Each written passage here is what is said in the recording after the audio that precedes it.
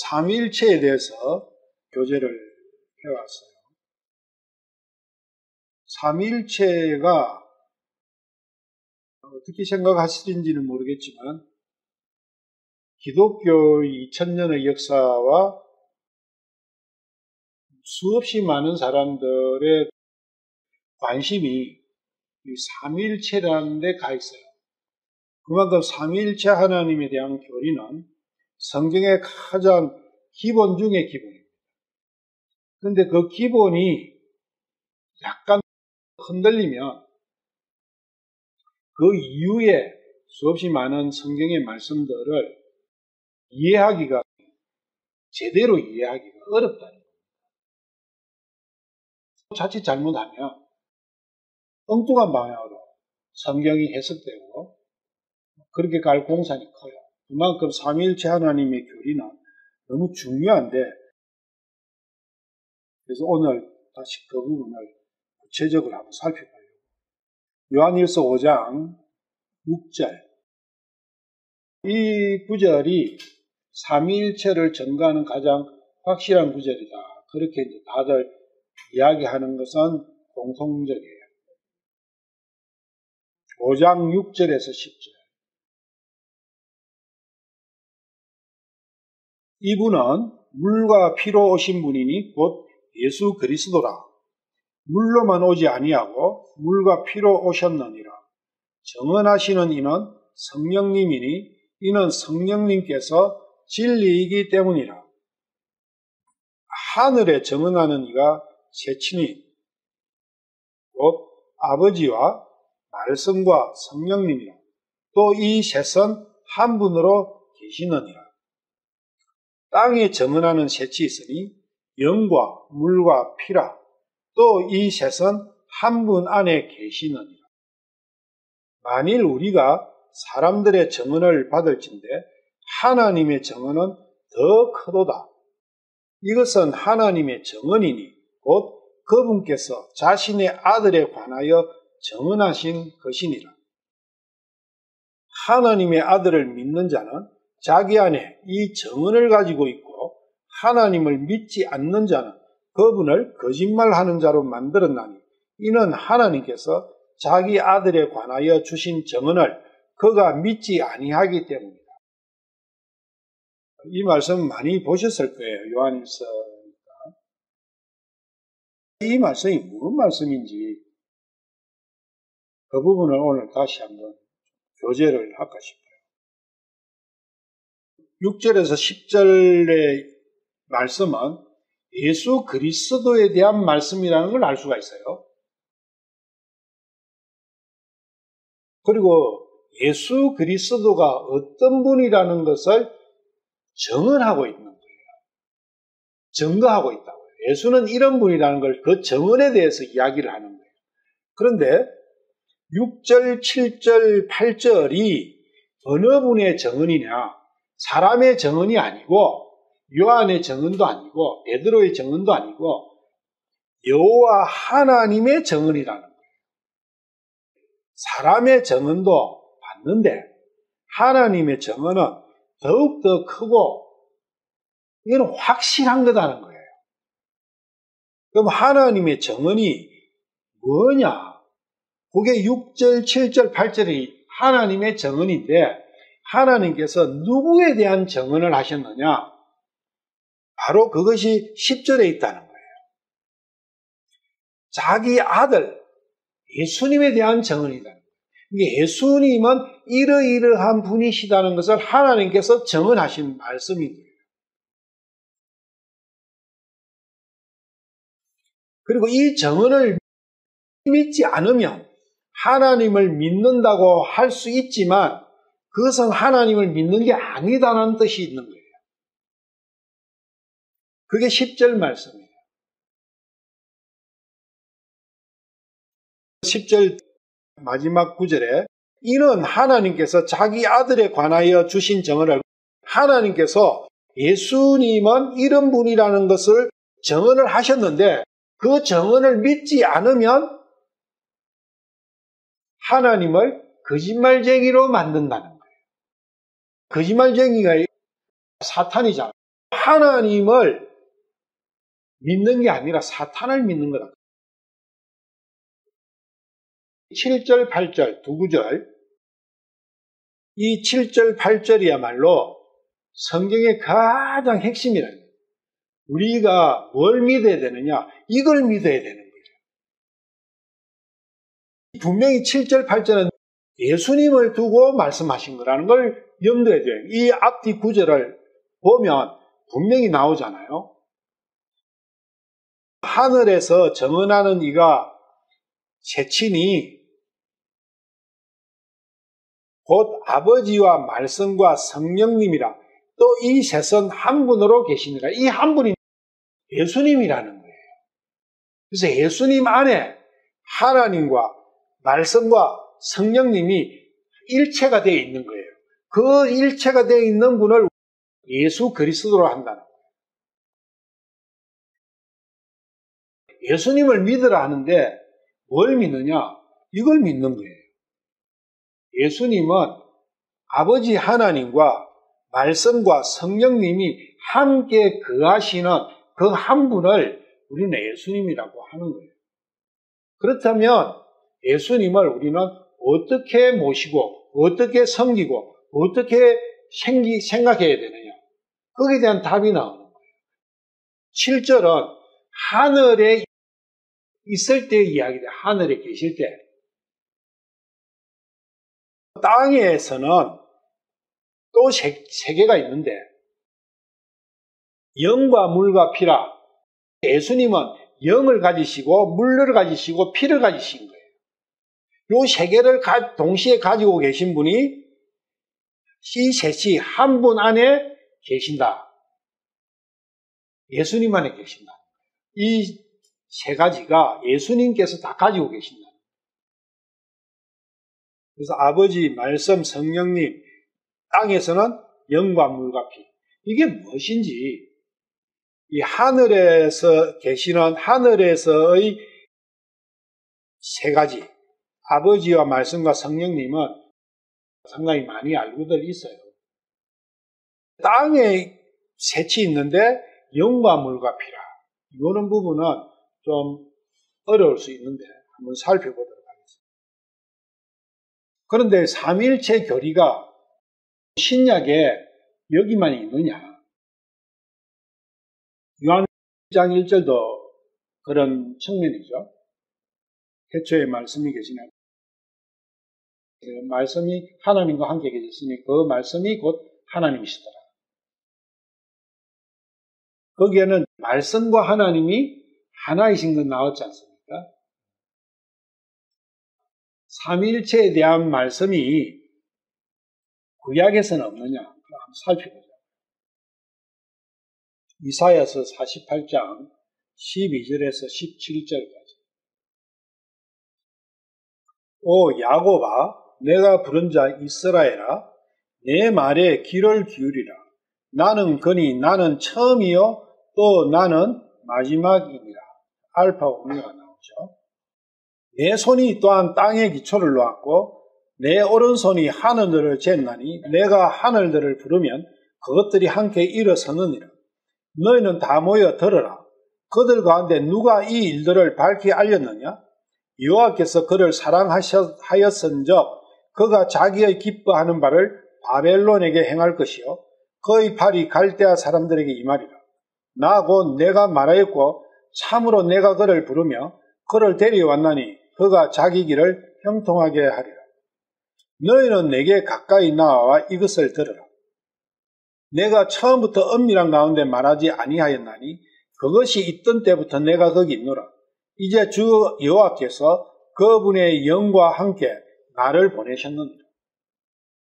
구속자여 이스라엘의 거룩하신 이인 여호와께서 이같이 말하노라.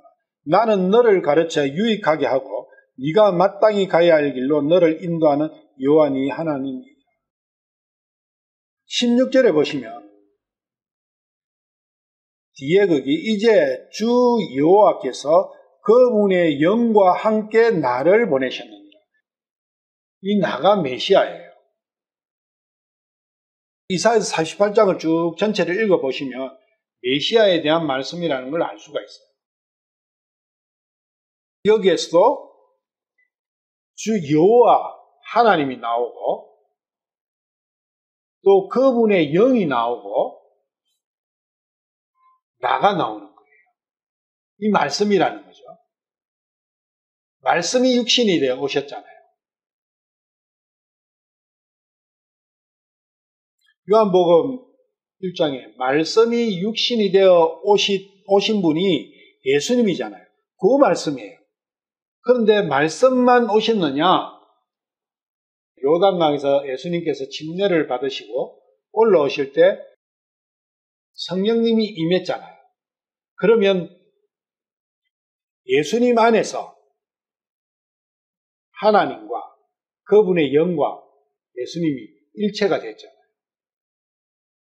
그게 삼위일체죠. 그래서 그것을 여기에서 예언을 해놓은 거예요. 그렇게 될 거라는 거예요. 12절에 보시면 나는 처음이요 또 나는 마지막이니라. 나는 알파와 오메가요. 요한계시록에 분명히 말씀이 나와 있죠. 알파와 오메가. 나는 처음이요 마지막이니까. 그분이 분명히 예수 그리스도를 말씀하시잖아요. 검정역이나 다른 번역본에 보면 16절이 이제 주 여호와께서 혹은 이제 주 여호와와 그분의 영이 나를 보내셨느니라 이런 형태로 되어 있을 거예요. 그런데 그분의 영, 성령님은 하나님이세요. 따블 할 필요가 없어요. 분명히 메시아는 성령님이 함께 하시는 분이 메시아예요. 그래서 하나님의 영과 나를 함께 보냈다. 그게 맞는 표현이에요. 영어 성경에서는 몇몇 영어 성경이 with the Spirit, Holy Spirit 이렇게 표현을 해놓은 영어 성경도 몇 가지가 있어요. 그런데 대부분의 영어 성경이나 한글 성경은 100%, 거의 100%가 여호와 하나님하고 그분의 영이 나를 보냈다. 이런 형식으로 표현이 되어 있어요. 그러면 맞지를 않아요. 성령님과 함께 오지 않으면 그분은 메시아가 될 수가 없어요. 성령님은 하늘에 계시고 예수님의 몸은 땅에 계시고 그러면 예수님은 그리스도가 될 수가 없어요. 그래서 이 이사야서 48장이 예수님에 대해서 삼위일체에 대해서 또 구약에서 정언하시는 하나님의 말씀이라는 걸 알 수가 있고요. 여기서 핵심은 하나님의 영과 메시아는 함께 하신다는 것. 그게 중요해요. 그걸 구체적으로 한번 살펴볼게요. 이사야서 11장 1절 2절 이새의 거루터기에서 한 싹이 나며 그의 뿌리에서 한 가지가 나서 자라 결실할 것이요. 분명히 이건 예수님이잖아요. 예수님께서 그리스도가 다윗의 자손이다. 유대인들이 그렇게 이야기하죠. 그러니까 예수님께서 질문을 하시죠. 다윗이 시편의 말씀을 들어서 주께서 나의 주께 이렇게 말씀하셨는데 만약에 그리스도가 다윗의 자손이라면 다윗이 어떻게 그리스도를 주라고 할 수 있느냐? 그렇게 질문을 딱 하시니까 한마디도 못하죠. 대답을. 그런데 이 대답은 계시록의 끝에 가면 나는 다윗의 뿌리요 가지니라. 그 말씀이거든요. 다윗은 둥치죠. 둥치가 있으려면 둥치는 뿌리에서 나오죠. 그래서 다윗의 뿌리고 뿌리라는 것은 하나님이죠. 아담을 만드신 하나님이 모든 창조물의 피조물의 뿌리지 않습니까? 그런데 그리스도는 또 가지란 말이에요. 그래서 그 가지는 이새의 다윗의 둥치에서 그 가지가 나오는 거예요. 그래서 그것을 모른 거죠. 그 예언이 바로 이 예언이에요.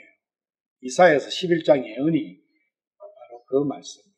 그래서 이새의 거루터기에서 한 싹이 나면 그의 뿌리에서 한 가지가 나서 자랄 결실할 것이에요.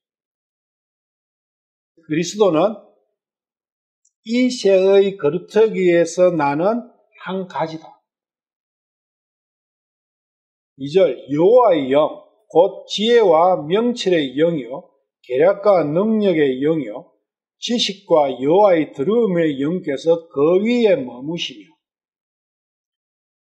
여호와의 영, 성령님이시잖아요. 성령님께서 그 위에 머무른다는 것보다는 그분에게 임하신다. 그게 표현이 맞아요. 그분 속으로 들어가신 거예요. 그분이 위에 앉아가 있는 게 아니라 비둘기처럼. 성령님과 그리스도의 영과 그리스도의 관계, 그 부분을 정확하게 여기서 정언을 해주신다는 것. 그리고 이사야서 61장 1절에서 3절, 이 말씀도 그리스도에 대한 예언이에요. 주 여호와의 영께서 내게 임하셨으니, 여기는 임하셨다고 또 표현이 되어 있죠. 여기 정확한 표현이에요. 임하셨다는 그것은 지금 이야기하는 영접하다, 그런 뜻입니다. 영께서 내게 임하셨으니 이는 여호와께서 내게 기름을 부으사 온유한 자들에게 좋은 소식을 선포하게 하셨기 때문이라. 그분께서 나를 보내신 것은 마음이 상한 자들을 싸매고 포로된 자들에게 자유를, 결박된 자들에게 감옥에서 노임을 선포하게 하려 하며, 예수 그리스도께서 이 땅에 오신 목적이라는 거예요. 나에 대한, 내가 감옥에 있고, 내가 포로가 되어 있고, 내가 결박되어 있고, 내 마음이 브로큰됐다는 겁니다. 마음이 브로큰된 자가 포로된 자고 결박된 자, 그걸 풀어주죠. 그거 풀으면 마음이, 브로큰된 마음이 고쳐지죠. 어제도 교제하는 가운데서 모든 것은 마음이다, 그렇게 이야기를 하는 걸 들었는데 맞아요. 진짜 그거는 맞는 거예요. 2절, 또 여호와께서 영광 받으시는 때와 우리 하나님의 원수 갚으시는 날을 포고하고 애곡하는 모든 자를 위로하게 하려 함이며, 또 사역이죠. 그리스도의 사역. 하나님의 원수를 갚으시는 날, 이 날이 환란이라는 겁니다. 대환란 날이라는 겁니다. 원수 갚는다는 것은 전쟁이지 않습니까? 전쟁은 환란이에요. 누구나에게. 그런데 이 전쟁을 통해서 애곡하는 모든 자는 위로를 받는 거예요. 전쟁 때문에 애곡하는 게 아니라 전쟁 이전에 애곡하는 자가 있는 거예요. 자기의 통치자가 너무 싫고 자기의 처해진 상황이 너무나 슬프니까 애곡하는 거예요. 거기서 스스로는 풀려날 수가 없어. 자기도 알아. 그러니까 나오는 것은 애곡밖에 없는 거예요.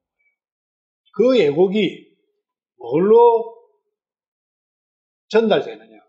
기도로서 창조주에게 상달되는 거예요. 피조물의 애곡하는 그 소리에 창조주께서는 항상 귀를 열어두고 항상 주시하고 계시는 거예요. 애곡하는 자가 누가 있느냐? 그 자를 위로해 주시려고 준비를 항상 하고 계시다. 그런데 어떤 사람이 욥이 애곡을 하고 있어. 그래서 내려가셔가지고 욥을 애곡하게 만든 그 원수를 쳐부숴버려요. 그게 하나님의 원수 갚으시는 거예요. 우리는 그걸 대환란이라 하는 거예요. 그 대환란이 모두에게 일어나기를 원하는 거예요. 모두에게 일어나야 돼요. 그것은 모두가 자기의 현재의 처해진 상황이 애곡하는 상황이 되어야 되는 거예요. 애곡은 언제 나오냐? 창자를 끊어내는 듯한 그러한 슬픔, 아픔과 내로서는 어떻게 할 수 없는 원통함과 슬픔에 쌓였을 때 비로소 애곡이 나옵니다. 자기의 가장 사랑하는 아들이, 자기 생명을 줘도 아깝지 않는 아들이 덜컥 죽어버렸어요. 살아날 수도 없어.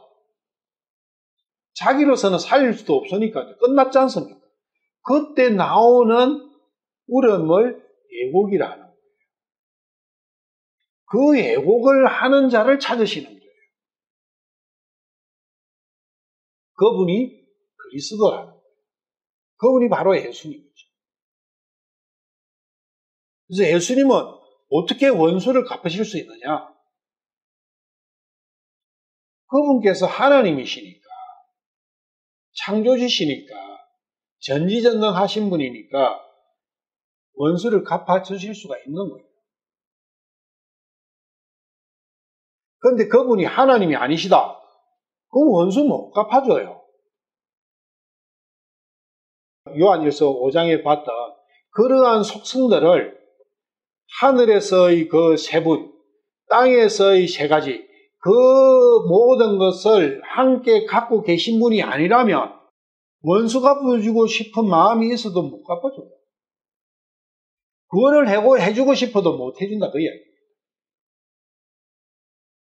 3절 또 시온에서 애곡하는 자들에게 정하여 주되 곧 그들에게 제 대신 아름다움을 주고 위로를 해주시면 그분께서 원수를 쳐부시고 나를 딱 구해주시면 내가 어떤 형상으로 바뀌느냐? 제 대신 아름다움을 줘요.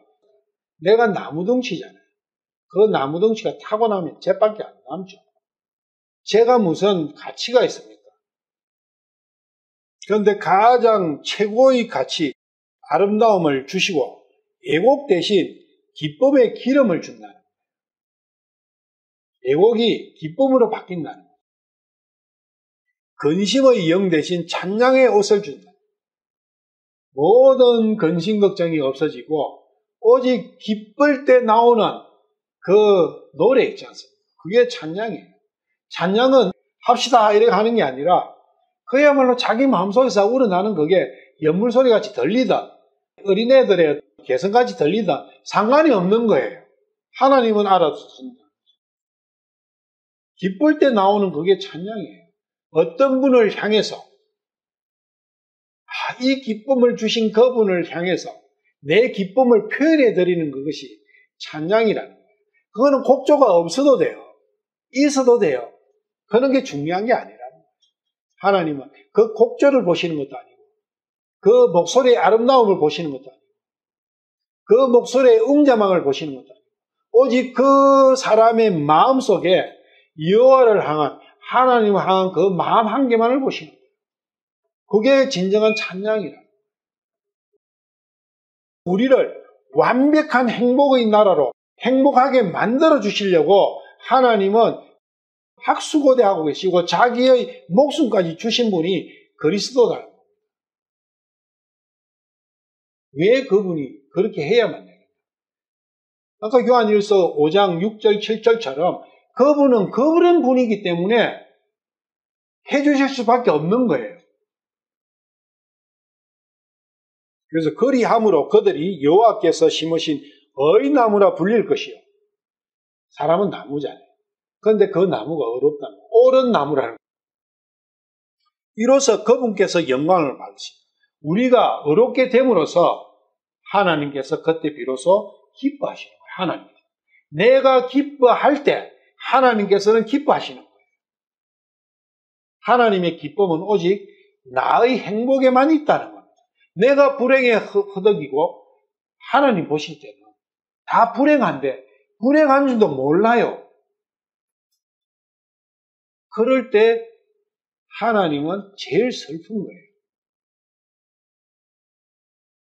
하나님께서 영광 받으신다는 뜻은 영광을 받을 때는 마음이 기쁘잖아요.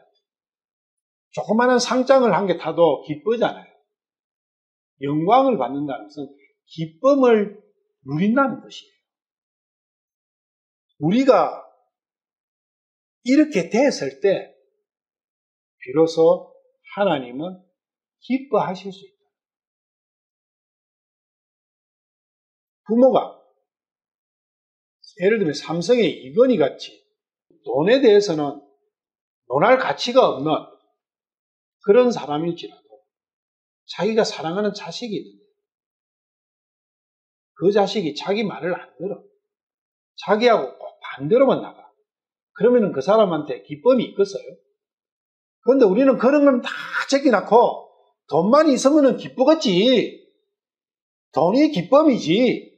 돈이 행복이지. 그렇게 생각하고 있지 않습니까? 그런데 돈이 있어 보세요. 절대 행복하지 않습니다.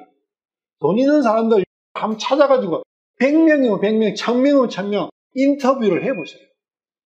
행복한 사람 한 명도 없어요. 그런데 우리는 모르니까 내가 당해보지 않았기 때문에 돈이 있으면 행복할 거라고 모든 신경을 거기다가 쓰는 거예요.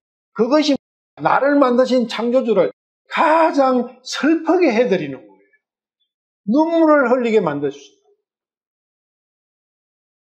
그게 믿음 없는 거예요. 믿음이 따로 있는 게 아니라 하나님의 마음을 내가 알고 그 마음에 동참하는 그 마음을 믿음이 있다고 표현하는 거예요. 근데 하나님 마음이 나를 향한 하나님 마음에 대해서는 손톱만큼도 먼지만큼도 관심이 없으면서 믿니 어떠니 해봤자 그거는 공한 이야기랍니다. 성경을 쭉 보면 꼭 하나님께서 자기 만족을 위해서 우리를 활용하시는 것 같아. 자기 영광 받으려고 우리를 활용하는 것 같아. 그런 부분이 성경 여러 곳에 좀 있어요. 100% 잘못된 번역이에요. 하나님의 마음은 오매불망 나의 행복이에요. 그러면 우리는 누구한테 나를 의지해야 됩니까? 나의 행복이라면 자기의 목숨도 주는 분이 계시는데 또 그분의 원수는 나를 구렁텅이로만 불행의 구렁텅이만 몰고 가려고 하는데 나는 어느 것을 더 나의 행복의 기준으로 삼고 있느냐는 거예요. 그 원수의 속삭임에 나의 행복이 있을 거라고 쫓아가고 있지 않느냐는 거예요. 절대 행복 없어요. 오직 나를 진짜 걱정해 주시는 나를 행복하게 해주시려고 진짜 걱정해 주시는 그분에게 나를 맡길 때 그게 올바른 선택 아닙니까? 하나님께서는 그 선택을 우리에게 올바르게 선택하라고 이렇게 물이 피가 되도록 기도를 하고 계시죠. 스가랴 2장 8절에서 11절. 만군의 여호와께서 이같이 말하노라. 그 영광이 있은 뒤에 그분께서 너희를 노력한 민족들에게 나를 보내셨나니 너희에게 손을 대는 자는 그분의 눈동자에 손을 대느니라. 이 그분은 하나님이죠, 당연히. 여호와 하나님께서 그리스도를 보내셨는데 어떤 민족한테 그리스도를 보냈어요? 그 민족이 누구냐면 나를 노력한, 그러니까 나를 포로로 잡아간 민족이라는 겁니다. 그 민족에게 보낸 거는 그 민족을 쳐부수고 그 민족의 포로가 되어 있는 나를 구출하라고 보내신 거잖아요. 그 말씀이에요. 그런데 피조물인 나에게 어떤 민족이, 나를 노력한 민족이 손을 댔지 않습니까? 그 손을 댄 것이 하나님의 눈동자에 손을 댄 거라는 거예요. 제일 참기 힘든 고통 중에 한 개가 눈에 뭔가가 들어가가지고 있는데 눈에다가 손을 한번 비비보세요. 절대 참을 수가 없죠. 하나님께서는 그 고통을 느끼시는 거예요. 아담이 사탄의 종으로 전락된 그때 그 사탄은 하나님의 눈동자에 눈을 댄 거예요. 그렇다고 해서 내가 누굽니까? 하나님의 눈동자예요. 눈은 이 몸뚱아리가 100이면 눈은 50이라고 그래요. 그래서 전쟁에 가서 상처를 입었을 때 상위군경 이런 거 해주거든요. 그때 제일 그 큰 1급 상위군경이 누군지 알아요? 눈을 잃은 사람. 두 쪽 눈을 잃은 사람은 무조건 1급이에요. 두 쪽 다리를 잃은 사람은 3급 정도밖에 안 돼요. 사지를 다 절단된 사람이 거의 1급이에요. 그와 같다는 거예요. 눈의 가치가. 하나님께 있어서 나라는 존재는 그러한 존재예요. 하나님은 그렇게 나를 판단해 주시는데, 그렇게 나를 예의중지해 주시는, 나는 과연 하나님께 대해서 얼마만큼의 신경을 쓰느냐? 그 마음에 대해서 조금이라도 내가 느낌을 가지면 믿음은 절로 옵니다. 내가 믿는다 백날 해봤자 소용이 없어요. 마음의 바뀜입니다. 마음의 바뀜은 그분이 나를 얼마나 의지중지하고 사랑하고 계시는지를 아는 거예요. 그걸 깨닫게 되면 사랑은 내가 맡기는 거나 믿음은 절로 생겨요.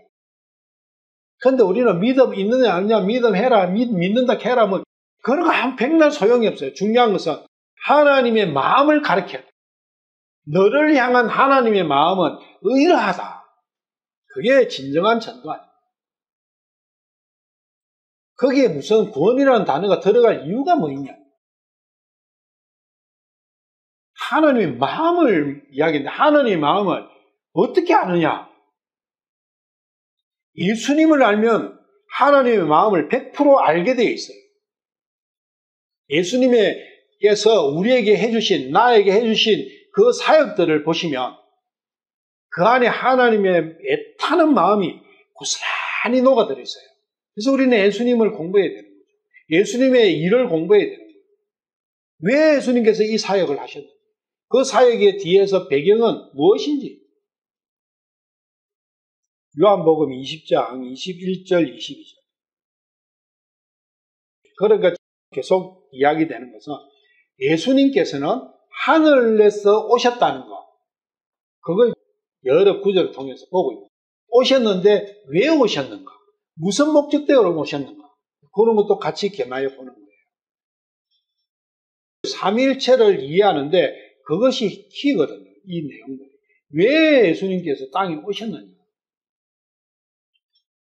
21절 이에 예수님께서 다시 그들에게 이르시되 너희에게 평강이 있을지어다. 내 아버지께서 나를 보내신 것 같이 나도 너희를 보내노라 하시니라. 22절 그분께서 이것을 말씀하시고 그들에게 이르시되 너희는 성령님을 영접하여 생명의 숨을 쉬도록 하여라. 다르죠? 전에는 분명히 이렇게 되어 있죠. 그들을 향하여 숨을 내쉬며 이르시되 성령을 받아라. 창세기 2장 7절. 주여께서 흙의 먼지로 사람을 빚으시고 생명의 숨을 그의 콧구멍에 불어넣으시니 사람이 살아있는 혼이 된다. 여기에 숨을 불어넣다. 그 단어가 이 단어예요. 숨을 쉬신다. 그 뜻이 그 단어하고 불어넣으신다는 것은 같은 단어예요. 혼이 사는 것과 이 숨은 일치한다는 거예요. 이 숨을 받으면, 이 숨을 쉬게 되면 생명을 받는 거예요. 여기서 분명히 생명은 혼이 사는 거잖아요. 혼이 사는 것을 구원이라 하죠. 구원에 대한 이야기라. 너희는 구원받아라는 겁니다. 구원받으려면 성령님을 받아야 구원을 받는다는 이야기. 성령님을 영접해야 구원을 받는다는 거예요. 그래서 하나님께서 성령님과 나를 보내셨다는 거예요.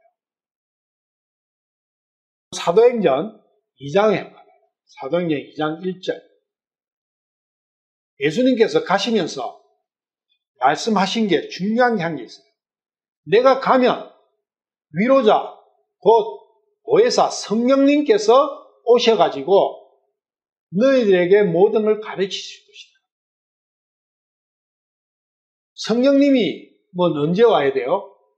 예수님이 성천하셔야 성령님이 오시는 거예요. 근데 여기는 아직 예수님이 여기 계셨기 때문에 우리 각 개인에게는 성령님이 오실 수가 없는 거예요. 만약에 요한복음 20장 22절이 그런 형태가 맞다면 여기 사도행전 2장 1절 4절에서 이 말씀하고는 부딪히는 거예요. 오순절 날이 충만히 임하였을 때에 그들이 다 한마음이 되어 한 곳에 있더라.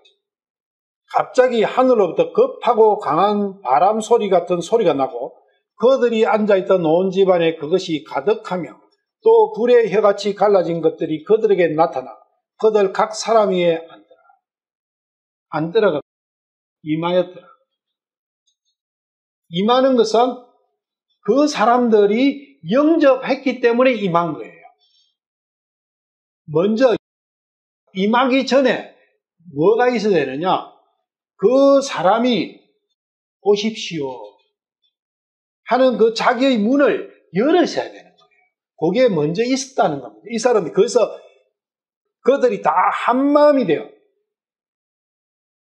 지금 며칠간 이 마가의 다락방이라고 하는데 마가의 다락방에서 한 200명 정도가 모여서 제자들하고 기도를 하고 있었지 않습니까?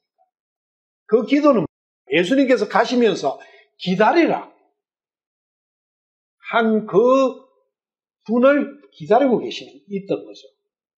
그러니까 벌써 마음이 다 열려 있는 거죠. 그러니까 성령님이 오시니까 다 임한 거죠. 분명히 성령님이 임하시는 것은 각 개개인이에요. 분명히 나와 있지 않습니까? 그들 각 사람 위에 임했더라고요. 각 사람 위에. 절대로 교회 안에가 아니라고요. 너희가 아니에요. 너라고. 그러니까 4절 그들이 다 성령님으로 충만하여. 자, 성령님이 돌아왔으니까 충만할 거 아니에요. 내가 물을 마셔줘야 내 위 속에 물이 충만할 거 아니에요. 내 마음에 성령님이 돌아와시니까 성령님으로 충만했다는 거죠. 이 사람들은 벌써 그릇이 완전히 비어 있었던 거예요. 완전히 그릇을 비운 거예요. 자기 자신을 비운 거예요. 왜? 자기 속에 고여있는 이것들은 다 썩고 부패하고 죄밖에 없는 것이고 자기를 불행의 구렁텅이로 몰아넣는 거니까 다 퍼내버린 거예요. 그것이 자기를 부인하는 거예요. 자기 속에 있는 것이 더럽고 추접고 아무 무같이 할 때 퍼내지 자기 속에 있는 게 일부는 좋고 훌륭한데 다 퍼낼 수 있겠어요? 그러면 충만하지를 못하는 거예요. 퍼낸 만큼 성령님은 거기에 채워지시는 거예요. 그게 이 사람들은 완전히 충만했다는 것은 완전히 비웠다는 거예요. 자기 자신이. 그래서 요한복음 2장에 그 6개의 항아리가 완전히 비어 있었지 않습니까? 성령님으로 충만하여 성령님께서 그들에게 말하게 하시는 대로 다른 언어들로 말하기 시작하더라. 이 다른 언어가 하늘나라의 말인 거예요. 이게 방언이라 하는 게 하늘나라의 말이에요. 하늘나라의 말은 성경에서는 말씀이잖아요. 그래서 말씀을 이야기하는 거예요. 말씀은. 곧 그것은 예수님을 증거하는 거예요. 왜? 말씀이 육신이 되신 그분이 예수님이니까. 우리는 이것을 무슨 랄랄랄랄 하는 이상한 미친 그런 소리로 하는데 진짜 미친 거죠. 땅의 언어와 하늘의 언어가 있는 거예요. 두 개밖에 없어요. 뭐 한글, 미얀마어, 뭐 영어 있겠지만 그런 걸 갖고 따지시는 게 아니라고요. 요한복음 20장 22절이 만약에 여기서 진짜 성령을 받는 거라면 여기에 제자들이 11제자가 그때 있었던 제자들이잖아요. 그럼 그 11제자는 성령 2분 받은 거예요? 아니죠. 비로소 그 11제자도 이때 성령을 받은 거예요. 성령은 땅으로 오신 성령은 이때가 처음이에요. 그걸 우리는 오순절이라고 하는 거예요. 성령 강림하셨잖아요. 성령님을 영접하든지 성령님께서 나의 마음에 임하시면 생명이 살아나는 거예요. 그것이 구원이에요. 그런데 내가 영접해서 다시 살아나기 전에 뭐가 먼저 있느냐? 심판이 먼저 있었던 거예요. 내 안에서. 나를 붙들고 있는 그 사탄의 무리들을 예수님께서는 나는 모르지만 전쟁을 하셔가 쳐부신 거예요. 욥기 33장 4절. 하나님의 영께서 나를 만드셨고 전능자의 숨이 내게 생명을 주었느니라. 전능자의 숨이 생명을 준다. 요 표현하고 요한복음 20장 22절 요 표현은 같은 표현이에요. 전도서 1장 1절도 그랬지만 살아나라, 살아나라, 숨을 쉬어라, 숨을 쉬어라. 그 내용이에요. 요한복음 20장 22절 이 말씀은 바로 전도서 그 1장 1절 말씀하고 같은 거예요. 숨을 쉬어라, 숨을 쉬어라. 내 아들아, 살아나라. 살아나려면 숨을 쉬어야, 숨을 쉬면 살아나지 않습니까? 그래서 여기 33장 4절도 하나님의 영께서, 성령님께서 나를 만드셨다면 그 숨이 내게 생명을 주는 것은 마땅하다. 그걸 믿느냐는 거죠. 그 전능자가 예수님이에요. 예수 그리스도. 그래서 여기에서는 하나님으로 나오는 분이 있고 전능자로 나오는 분은 하나님으로 나오는 이분은 하늘에 계신 분으로 하늘에서 증거하는 셋 있잖아요. 그 하늘에 증거하는 그 하늘에 계시는 분. 그리고 전능자는 땅에서 증거하는 분. 그 땅에서 증거하는 그래서 땅과 하늘에 계신 분 각각 그렇게 표현을 해요. 그렇지만 그 두 분 다 예수님인 거예요. 처음부터 아담이 타락하고 죽은 그 이후부터 지금까지 하나님께서는 오매불망 모든 피조물에게 살아나라, 숨을 쉬어라. 그걸 원하고 계시는 거예요. 시편 33편 6절 여호와의 말씀으로 하늘들이 만들어지고 하늘들의 온 군대가 그분의 입의 숨에 의해 만들어졌다. 이 말씀을 창세기 2장 7절하고 같이 대입을 해봤을 때는 어떤 형태가 되느냐 하면 하늘들의 온 군대, 일단 이제 천사를 이야기하죠. 근데 그분의 입의 숨에 의해 만들어졌다. 숨에 의해서 살아가는 것은 혼이지 않습니까? 이 하나님의 온 군대, 망군, 군대 이렇게 나올 때 천사지 않습니까? 천사는 혼과 관계가 있다. 여기서도 숨이 들어가면 다시 살아난다는 거. 에스겔서 37장 9절 그때에 그분께서 내게 이르시되 사람의 아들아 바람에게 대언하라. 바람에게 대언하여 이르기를 주 여호와께서 이같이 말하더라. 오 숨아 이 바람으로부터 와서 이 죽임당한 자들 위에 숨을 불어 그들이 살게 하라. 여기서 숨을 불어 요 단어하고 같은 단어예요. 요한복음 20장 22절의 그 말씀. 어떻게 보면 지금 에스겔서 37장 9절 이 말씀을 그대로 예수님께서 여기서 똑같이 하고 계신다고 보시면 돼요. 에스겔서에서는 주 여호와께서, 요한복음 20장 22절은 예수 그리스도께서 같은 분이다. 숨을 쉰다는 것과 성령님을 받는 것과 연관관계를 잘 생각을 하셔야 합니다. 요한일서 5장 7절 하늘에 정언하는 이가 셋이니 곧 아버지와 말씀과 성령님이라. 또 이 셋은 한 분으로 계시니라. 중요한 거는 이 한 분이라는 겁니다. 그래서 이 한 분은 예수 그리스도에 대한 하나님의 정언이라는 거예요. 하나님께서 이렇게 정언을 해주시는 거예요. 세 가지의 신격은 하늘에 계신 이 세 가지가 아버지, 말씀, 성령님 이 각각을 신격이라고 그래요. 하늘에서는 신격으로 예수님 안에서 일체로 되어 있는 거예요. 말씀 안에서죠. 창세기 1장에서 창조를 하실 때, 그 창조하실 때 말씀이 하셨지 않습니까? 되어라 하니까 된 거지 않습니까? 그런데 그 말씀이 역사하실 때 그때 항상 아버지와 성령님께서 함께 하신 거예요. 이사야서 9장 6절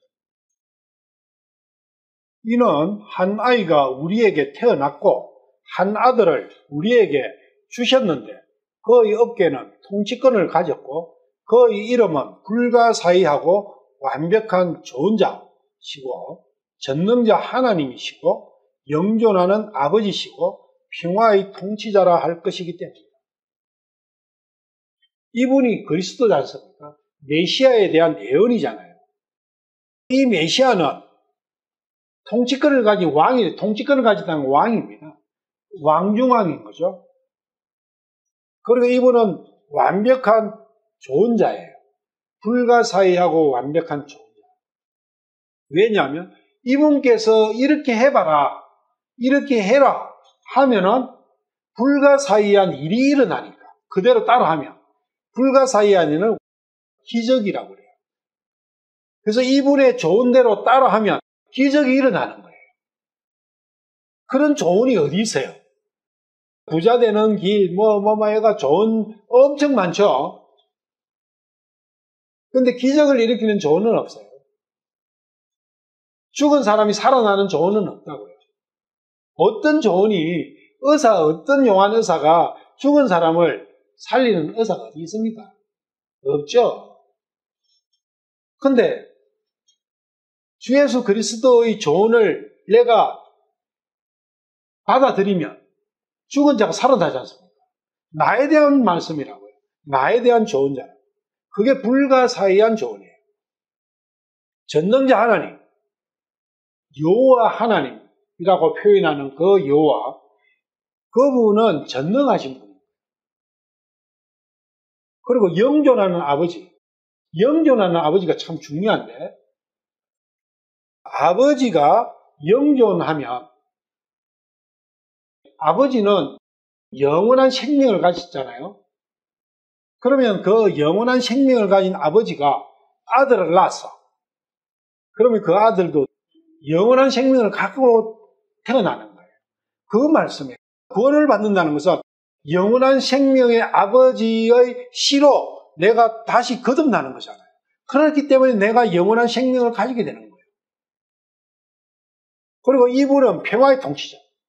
이분께서 다스리시는 왕국의 백성이 되면 거기는 100% 완벽한 평화와 평안만 있는 거예요. 수고로움도 없고 근심도 없고 걱정도 없고 불안도 없고 아픔도 없고 그런 게 평화지 않습니까? 몸이 아픈데 무슨 평화가 있어요? 다른 모든 사람들은 평화 외칠지언정 내 몸이 통증으로 시달리면 평화가 어디 있어요? 내 마음이 콩 뽑듯이 뽑히고 있는데 다른 사람들은 평화 외칠지언정 나한테 평화가 어디 있어요? 특히 평안한 상태는 마음의 작용이라는 걸 알아요.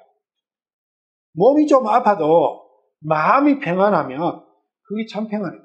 우리는 다 이야기하고 알아요. 그런데 정작 마음의 평안에 대해서는 관심이 없어요. 육신이 평안하면 마음도 평안할 거라고 생각해요. 반대로 생각해요. 얼마나 무식하고 어리석습니까? 육신은 마음의 평안을 주지 못합니다. 어떤 상태든. 나도 몰라요. 어떻게 되는 게 내가 마음의 평안이 오는 건지 나도 몰라요, 사실은. 그러니까 엉터리 계획만 짜는 거예요. 내 마음의 평안을 위해서. 엉터리 조언이지 않습니까? 그 조언으로는 절대 안 돼요. 근데 우리는 그거에 의지를 알고, 이거 안 되면 또 요거 해보고, 저거 안 되면 이거. 평생 그러다가 우왕좌왕하다가 끝나는 거예요. 그래 살기를 원하느냐? 그게 어리석어서. 그런데 진짜 똑똑한 사람이 있었어요. 진짜 현명한 사람이 있었어요. 그 사람이 요한복음 4장에 수가성 여인이에요. 그 수가성 여인은 자기 생각을 갖고 6번이나 해봤어. 결혼을. 남편을 6번이나 바꿔봤어.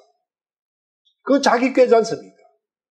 어떨 때는 정치인하고 내가 결혼하면 좀 영광스럽게 될까? 행복하게 될까? 안 돼. 그러면 국민하고 하면 안 돼. 선생하고 해볼까? 안 돼. 엄청난 사업가하고 하면 해볼까? 안 돼. 6은 사람의 숫자예요. 사람으로는 그 행복 없다는 거예요. 그래서 6번 해보고 괜히 안 되니까 그 여자가 뭘 생각했어요? 그리스도. 그래서 그 여자가 그리스도에 대한 이야기를 해요. 말씀에 따르면 그리스도란 분이 오시면 나를 행복하게 해주실 거라는 그 고백을 하는 거예요. 그런데 그 고백하기 이전에 벌써 그 여자의 마음 안에는 믿음이 생긴 거예요. 그리스도께서 오셔야만이 되는구나. 그리스도께서야만이 내 진정한 남편이 되는구나. 그럴 때 나는 행복해지는구나. 이 굴곡진 삶의 종착역이 되는구나. 그 생각이 벌써 들어버린 거예요. 그러니까 예수님은 이 여자는 사마리아에 있었지만, 수가성에 있었지만, 예수님은 예루살렘에 계셨지만 다 아시는 거예요. 이 세상 어디에 있던 그 마음을 가진 사람은 다 찾는 거예요. 거기에서 그치는 게 아니라 어디에 있던 그 사람이 어디에 있던 그 사람한테 찾아가는 거예요. 내가 반드시 수가상을 가야 된다. 이 여자 때문에. 그런 분이라고요.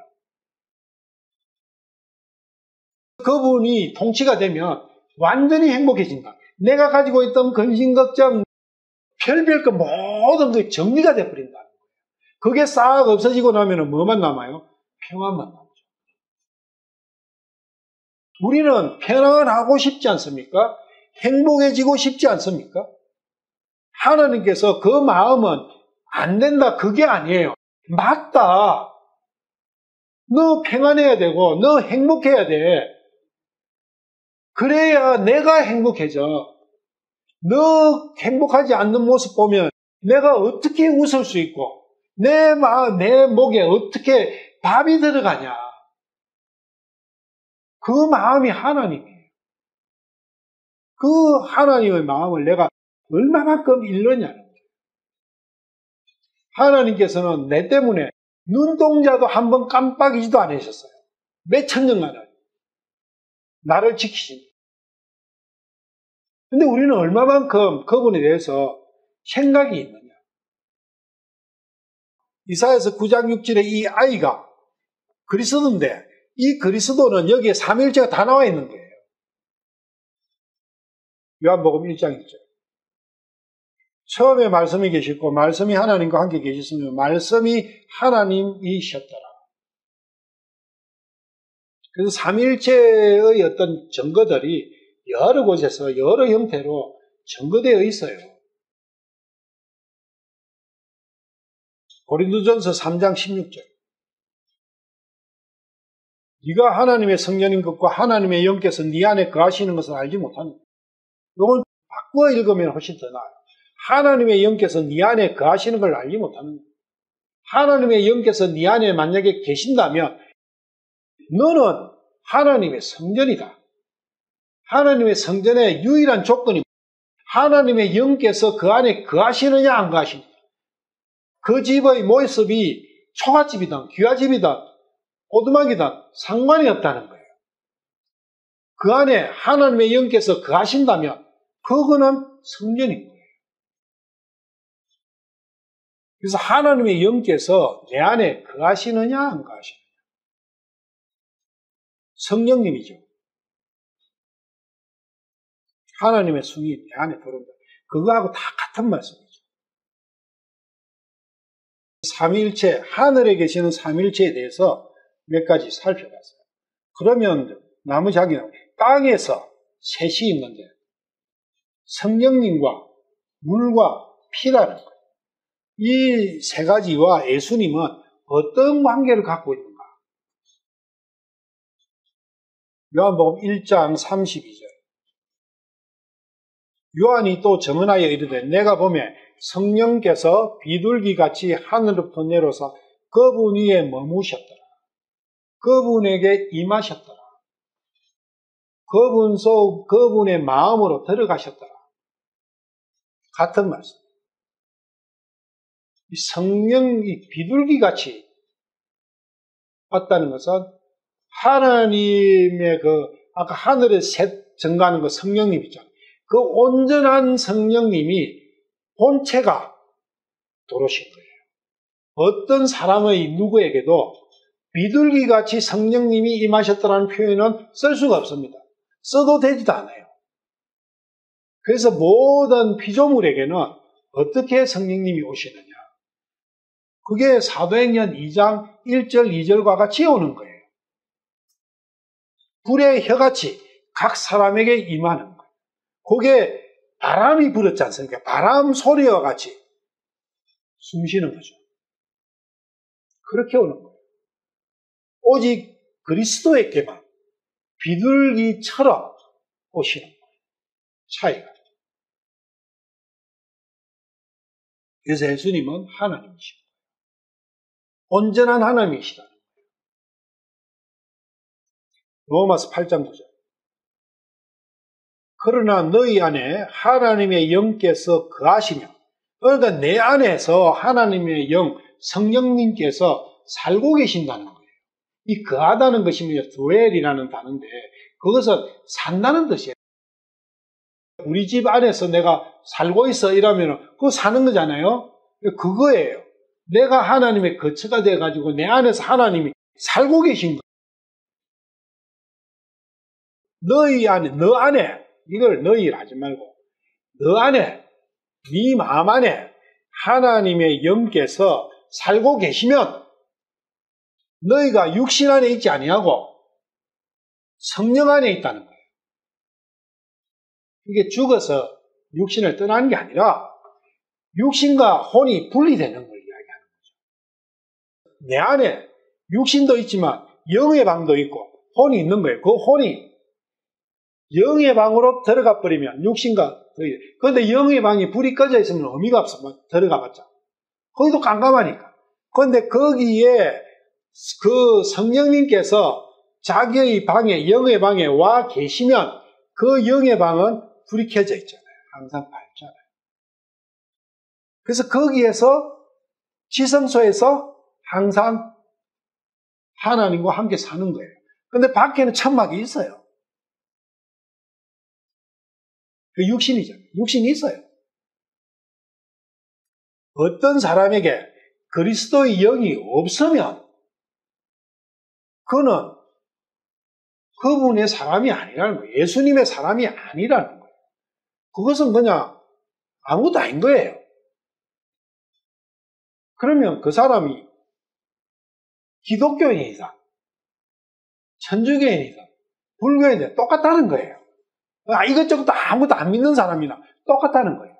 그래서 그 사람들은 다 사탄을 섬기는 거예요. 그래서 그 사람들 다 개종해야 돼. 요렇게 로마서 8장 9절과 같은 영이 없는 사람인데 영과 같이 사는 사람으로 바뀌어야 되는데 그것을 우리는 개종한다는 거예요. 이름 어떻게 내가 나는 기독교인을 믿는데 그런 거 아무 상관없어요. 중요한 거는 성령님께서 네 안에 사시느냐. 마태복음 1장 23절. 보라, 처녀가 아이를 베어 아들을 낳을 것이요 그들이 그의 이름을 임마누엘이라 하리라 하였으니 이것을 번역하면 우리와 함께 계시는 하나님이라는 뜻이라. 우리와라는 것보다 나와. 전부 다 단수로 바꿔야 돼요. 그러니까 단수가 다 모이면 우리가 되지 않습니까? 근데 우리로 해버리면 단수가 묻혀버려요.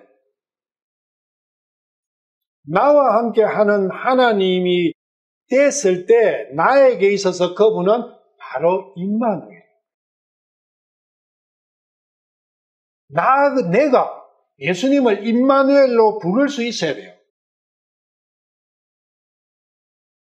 요한복음 3장 5절.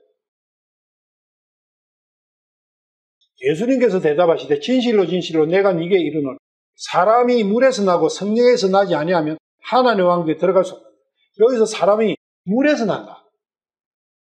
육신을 이야기해요. 육신이 태어남을 물에서 난다고 표현하셔요. 그런데 또 어떤 사람들은 말씀에서 나고 이런 또 이야기를 하는 사람입니다. 그것은 안 맞아요. 앞뒤가. 왜냐하면 요 뒤에 가면 물에서 난 것은 육이요 딱 나와요.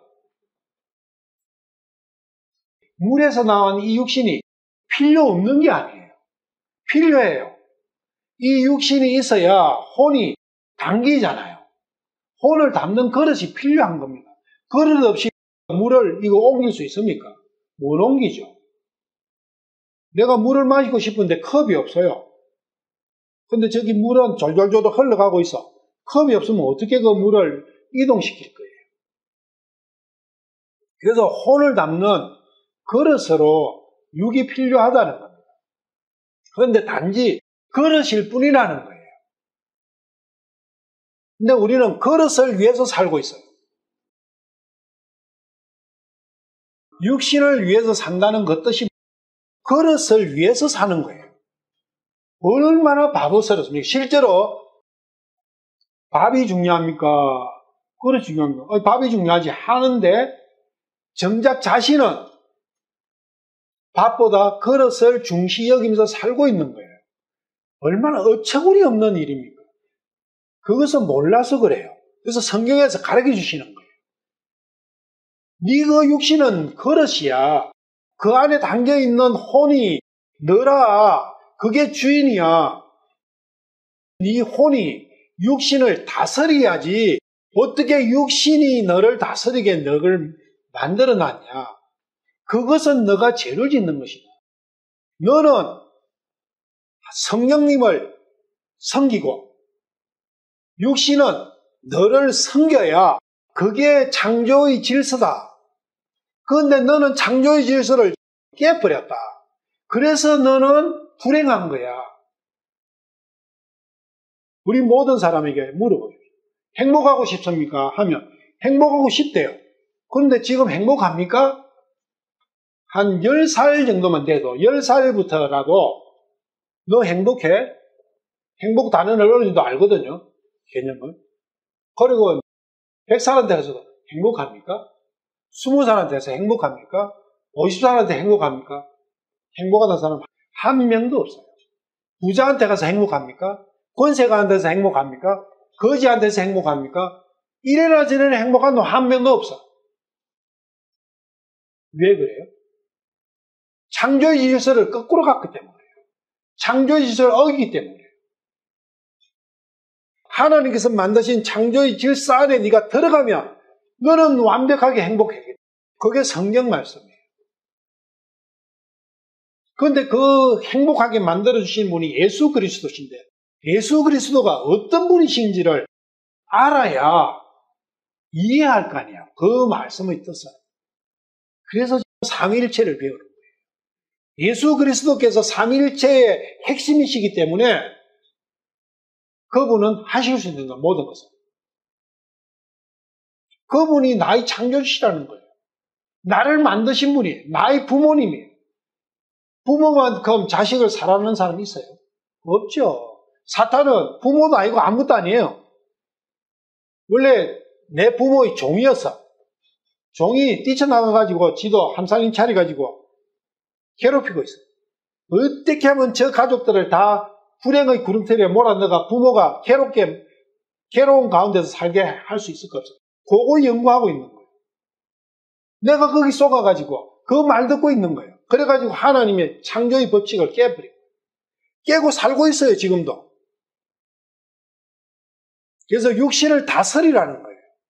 육신을 다스리려면 어떻게 해야 되느냐? 내가 하나님 품으로 들어가서 하나님께 하나님 나의 육신을 다스려 주세요. 저놈이 나를 1초도 가만히 두지 않고 나를 힘들게 만듭니다.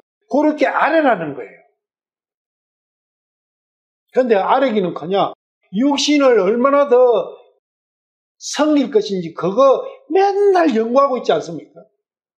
맛있는 거 어디 가면 맛있는 거 없을까? 어디 가면은 삐까번쩍한 뭐 차 탈 수 있을까? 어떻게 하면 삐까번쩍한 옷 입을 수 있을까? 어떻게 하면 궁궐 같은 집에서 살 것인가?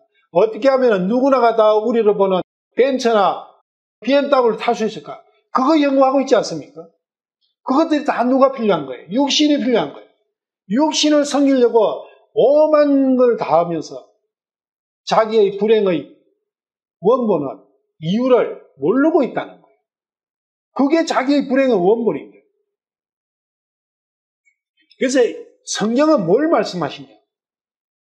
내가 진정 행복하게 되는 길이 어디에 있는가? 그걸 가르치시는 거예요. 마태복음 1장 20절. 물에 대해서 이야기한 것이고요. 피에 대해서. 요한복음 3장 5절이나 마태복음 1장 23절은 육신에 대한 이야기였어요.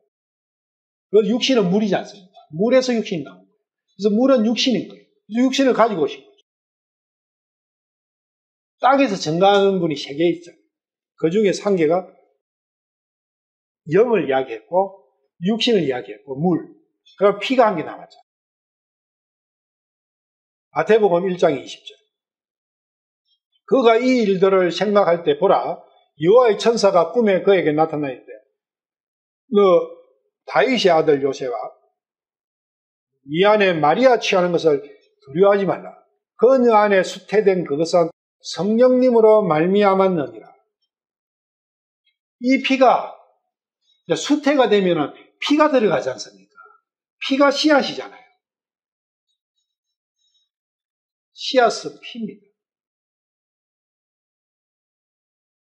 그 피 속에 생명이 들어있죠. 오직 생명이 들어있는 피는 하나님이 가지신 피밖에 없어요. 하나님이 가지신 그 피를 마리아의 몸속에 넣어주신 거예요. 씨를. 그 씨는 하나님의 피로 비롯된 거예요. 하늘에서 가져오신 그 피가 없었다면 메시아는 태어날 수가 없죠. 이 땅에서 우리가 볼 때는 처녀에게서 나야 돼요. 처녀가 애 낳을 수 있습니까? 없잖아요. 그것은 땅의 씨가 아니라 하늘의 씨로서 잉태됐다. 그것을 그렇게 표현을 하신 거예요. 누가복음 1장 35절. 천사가 그녀에게 대답하여 이르되 성령님께서 네가 임하시고 가장 높으신 이의 권능이 너를 덮으시리니 그런즉 또한 네게서 태어날 그 거룩한 것은 하나님의 아들이라. 똑같은 말씀이에요.